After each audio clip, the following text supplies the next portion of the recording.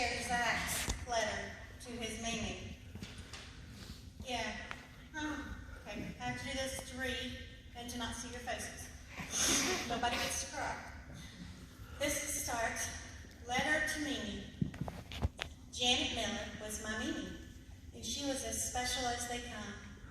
I certainly did not deserve such a wonderful grandmother, but I will be forever grateful for every moment I had with her. As her favorite grandson,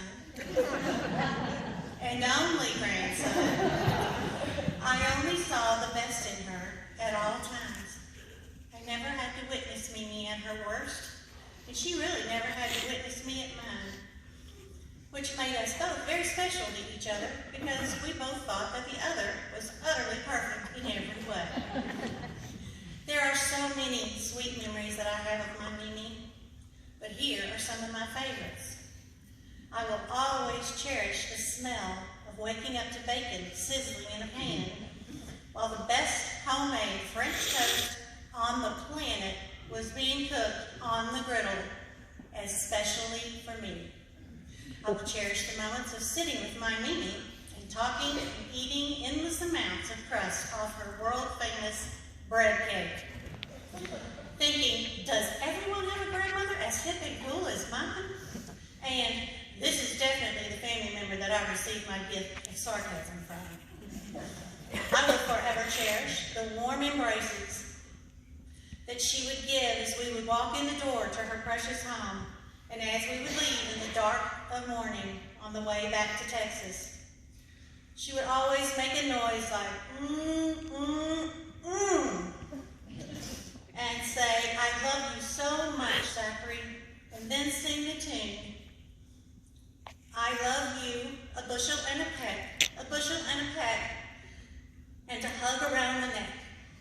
Nothing would make me feel more accepted and loved than a hug from my Mimi.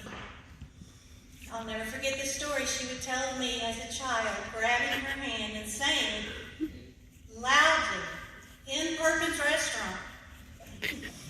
I added that. And said loudly for all to hear, Mimi! Because that's how loud his voice was. Your hands are so old! More so than all other things, nothing was more special to me than the way she made me feel about what I do for a living. She loved watching me coach, hearing about me coaching, and keeping up with every single box score, article written, or picture in the paper. She was a special way of making me feel like I was the most important person in her life. Knowing that makes me want to be my best for my children and for my players every day of my life. I learned a ton of things from my Mimi over the years, but there are two things she taught with her life that were uniquely wired in her that blessed me as her grandson. Number one, die to yourself daily. As a believer, nothing in this life is about you. And she understood that as well as anyone I know. She gave so much of herself. She would give of her time, her talents, and her treasures. Mimi was always looking for ways to help someone else in need, and she had such a heart of gratitude. She raised her 3 children in a home that she owned as a single mother working 3 jobs. Yet every time I came to Memphis to see her, she never once told me, I'm too tired, or I just need some time to myself. It was always, yes, of course, let's do it. You don't realize how special that is as a kid, but I certainly know how incredible that is now as an adult and a father to 3 children of my own. I will never die to myself as well as she had with her life, but by God's grace, I hope to one day be close and serve others the way she modeled for me. I'm almost there. Number 2. Never stop loving. Mimi loved with every fiber in her body. Even those at times that might have been difficult, dare I say impossible, to love. She loved unconditionally. She loved without the thought of receiving something in return. She loved because Christ first loved her. And I would just love to see what my Mimi's dance and song of praise looks like and sounds like to her Creator. Wouldn't you? Her love was felt physically, emotionally, and spiritually, and it touched everyone in her life. There isn't a person that knows her that wasn't affected by the way she loved.